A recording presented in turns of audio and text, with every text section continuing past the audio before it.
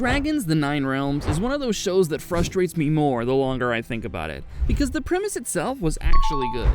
In this video, I'm gonna let the rage bait get me as I rewrite the entire story of Dragons: The Nine Realms to make it better. First, let's look at all the potential they had with the Nine Realms. The original How to Train Your Dragon trilogy ended with dragons disappearing into the hidden world, so it makes sense to close Hiccup's story with that chapter. The creators also realized that setting the story in the Viking era would defeat the purpose of the hidden world, so jumping forward 1,000 years totally makes sense. A massive geological fissure opening near Racktown is a great setup, and just like in the original, you have a group of kids with very different personalities stumbling into a secret world full of dragons. But that opening is the only thing the show does well, because everything goes downhill real fast from the first episode onwards, with plot holes at every turn. Now, there's no shortage of things to hate on in the plot of the Nine Realms, but today I'll be covering the 9 biggest narrative issues and suggesting how they could be fixed. Okay, so to start off, the first and biggest issue with the Nine Realms is that it tries too hard to copy the original franchise without telling its own story. From the very beginning, Tom and Thunder are presented as parallels to Hiccup and Toothless, and it's not even subtle. The bonding scenes, the early mistrust, the fish feeding, the flight moments, and everything else evokes the original film so directly that it starts to feel repetitive. Thunder being a nightlight only makes that problem more obvious, because instead of introducing a lead dragon who immediately tells us something new about this era, the show tries to appeal to nostalgia. On top of that, Tom being a descendant of Hiccup and Astrid through ancestry makes things even worse, because it tries too hard to tie the story back to the original protagonists. In my rewrite, that would be the first thing to go. Tom doesn't need to be related to Hiccup, and Thunder should not be a descendant of Toothless. Think about it. If the universe had marked Hiccup as the special heir to somebody else's legacy, the story wouldn't even be half as compelling. Rewriting Tom as just an unusually curious kid who develops an obsession with the world of dragons immediately improves the story, because it's no longer trying to piggyback off of Hiccup's legacy. I would also go ahead and give Tom a more outgoing personality, because he already lives in a world full of drones and seismic scans. Hiccup's role as a reclusive teenager worked a bit better because the Vikings had no technology, and even the slingshot he made to take down Toothless was pretty advanced by their standards. Changing Tom's personality to make him more of a risk-taker would put him into the explorer archetype, as he tries to understand the fissure and becomes the first person to realize that there's something stranger than anyone expects in there. Thunder would also need to be reframed so that he feels like an actual dragon of the future instead of just a visual callback to Toothless. I think he should be a completely original dragon with a cool design, like the Featherhide, so that the series kicks off with a fresh feel. The reason I want this change is because Thunder's design and behavior should tell us how dragons have changed while hidden away for centuries. Toothless lived in an era where dragons were routinely hunted, but Hunter's species wouldn't have even seen a human for many generations. Thunder's species wouldn't have even seen a human for many generations. The least you could do here is make their behavior different. That way, when Tom and Thunder become the heart of the show, their relationship actually feels like the beginning of a new legend. The second issue that I have with the Nine Realms is that kids somehow decide to hide actual dragons from their parents for no good reason. One of the biggest structural weaknesses in Nine Realms is how long it stretches the secret-keeping premise, even though the setting makes that secrecy much harder to justify. In Hiccup's story, once again, there was a perfectly valid reason for him to hide Toothless. He came from a village that was terrorized by dragons, and his father was the most famous dragon hunter of that era.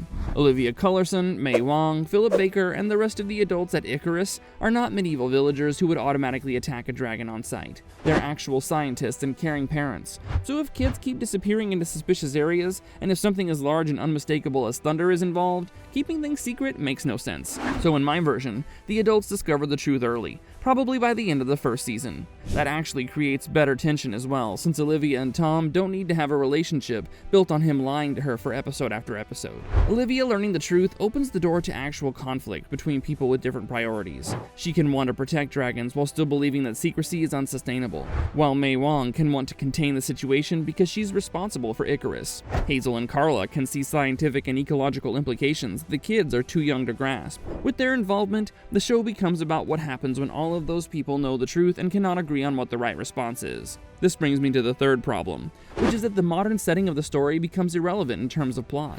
One of the strangest things about Nine Realms is that it takes the huge swing of moving the franchise into the present day, and then barely explores what that would actually mean. The Vikings of Berk taming dragons was a huge power spike for them, because no one else on the archipelago possessed the power of flight. But the modern setting is only evident through the kids having devices and Project Icarus looking sleek and scientific. In fact, The secrecy aspect of the story falls apart even further when you realize that this world is full of modern surveillance methods from satellites to sonar. You also have a wide range of modern institutions like governments, corporations, environmental interests, and media organizations. In my rewrite, I would definitely include a media angle, either with legacy reporters or influencers, because those are the people out there you really need to keep secrets from.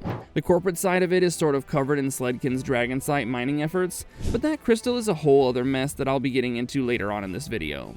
A better option would be people who try to profit off the dragons themselves, either by harnessing them as energy sources or simply hunting dragons as exotic creatures. These premises immediately make the show feel more original by creating a modern conflict for the franchise that the audience can understand as well. Even if we set aside the glaring world-building issues, there are still a ton of problems with the cast itself. The frustrating part here is that the basic lineup is honestly pretty good. Tom, Jun, D'Angelo, Alex, and eventually Eugene all have unique personalities that can anchor a team.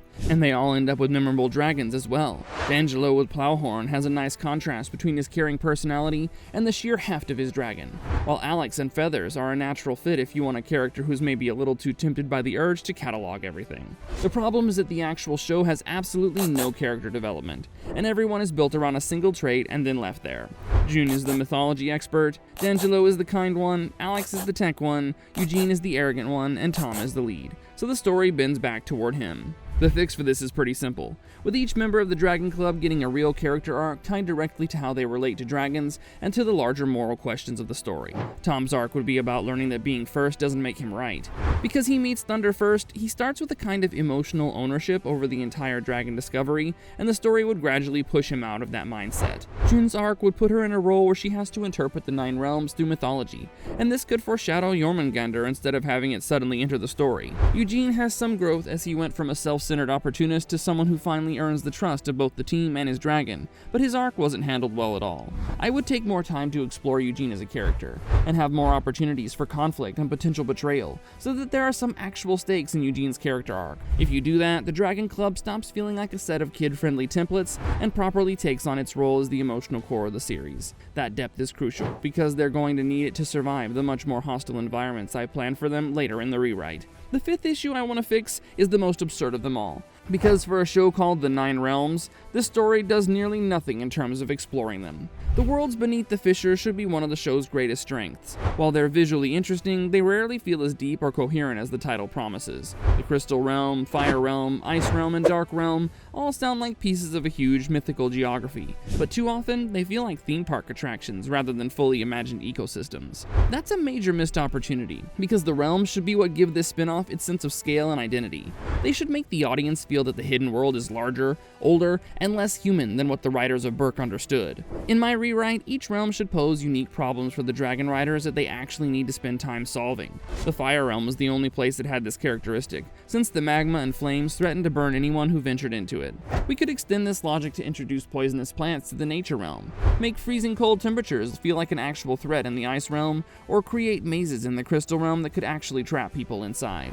By the time the story reaches the Dark Realm, the atmosphere should shift so dramatically that it becomes clear the deeper parts of the hidden world are ancient and dangerous even by dragon standards. This is also where the show's world building would need to become more internally coherent. One of the most common complaints I've heard from you guys about the 9 Realms is that the physical logic of these places makes no sense. Think about it. There's underground sunlight, weather systems, oxygen generating crystals, and other pseudoscientific explanations that keep piling up as the show progressed. Now let's be clear. I don't think the realms need to be scientifically literal, but they do need to feel consistent enough that the audience can believe in them. The 6th issue I want to fix is the structure of the story itself, because throughout the show, I was wondering where they were going with this. The villains in the 9 Realms are another case where the show had usable material, but never organized it into a satisfying progression. Leonard Byrne, or Buzzsaw, has the basic outline of a decent antagonist, while Wilma Sledkin has obvious potential as the corporate face of exploitation. Linda and the other human antagonists could have fit into a stronger story if their motivations were clearer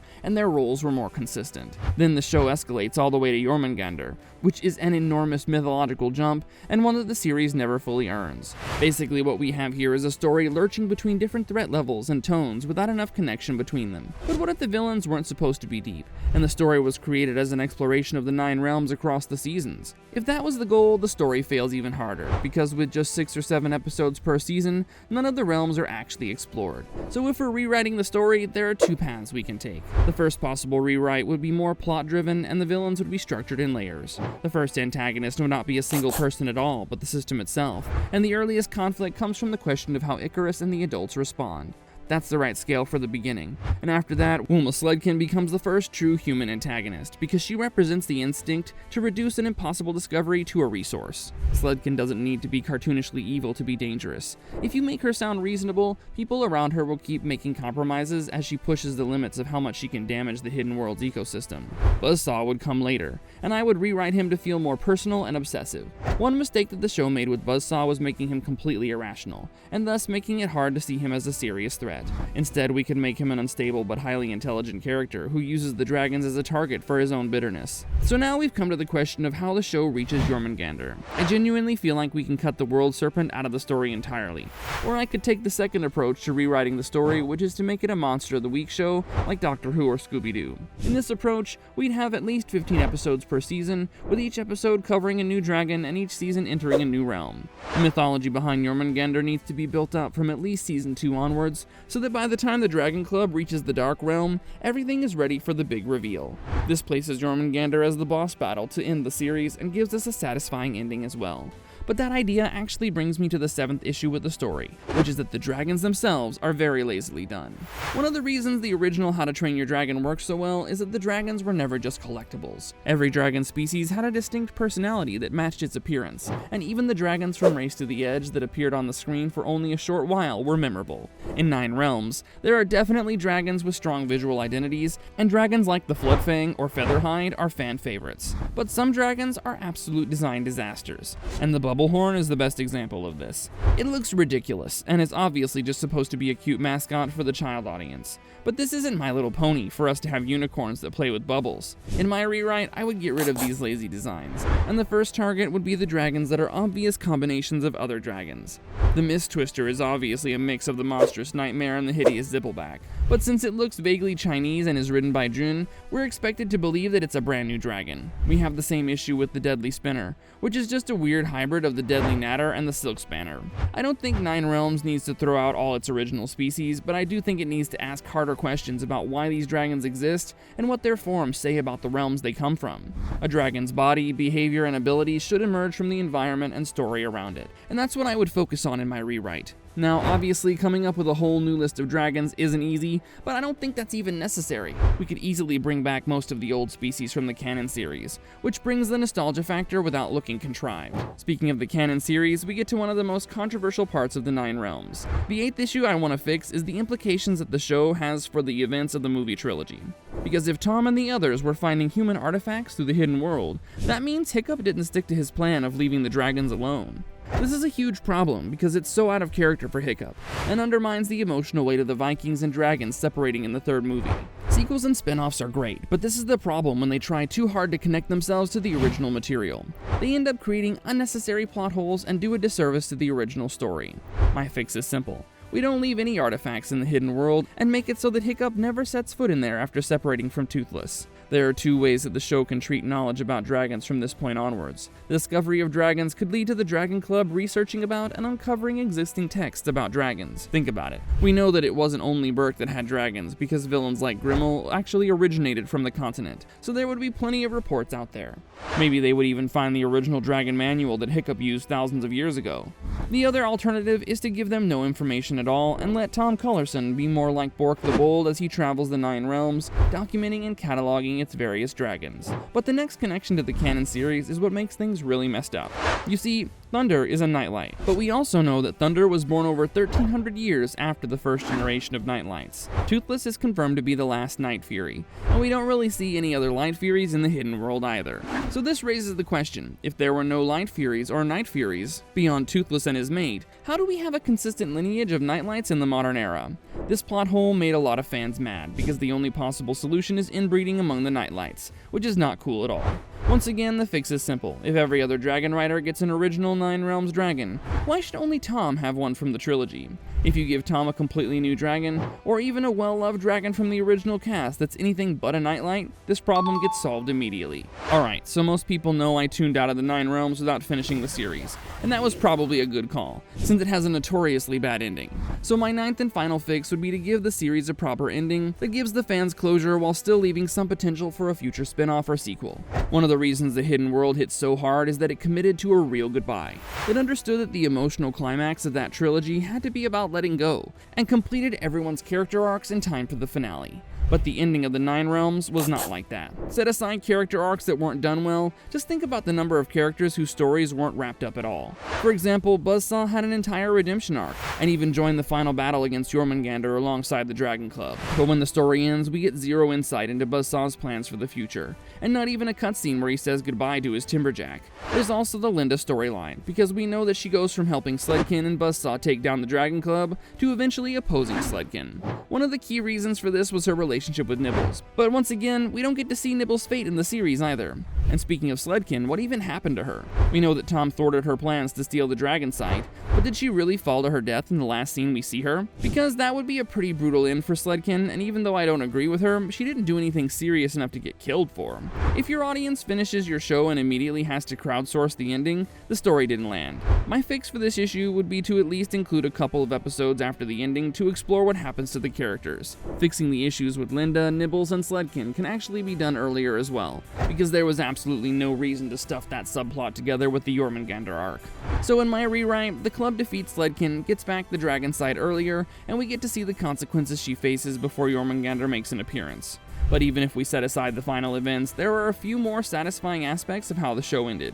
The most impactful of these is Tom and June's relationship, because them getting back together is just taken for granted. June had valid reasons for breaking up with Tom, but we don't really see him addressing that within the season, making them getting back together feel like just another cheap emotional moment than anything else. I would rewrite this by introducing the conflict around Tom's impulsiveness in an earlier season, and give the two of them enough time to work it out. This way they can resolve their disagreement in the start of the Jormungandr arc, and get back together around the final battle, just in time for the series ending. And that wraps up my 9 rewrites to the Nine Realms script to make it much more enjoyable. I still genuinely think that Dragons in Nine Realms is not a hopeless concept, and it failed because it kept settling for thinner versions of its own better ideas. But what do you think? Should we just give up on the ideas of futuristic How to Train Your Dragon spin-offs? Let me know your thoughts in the comments down below.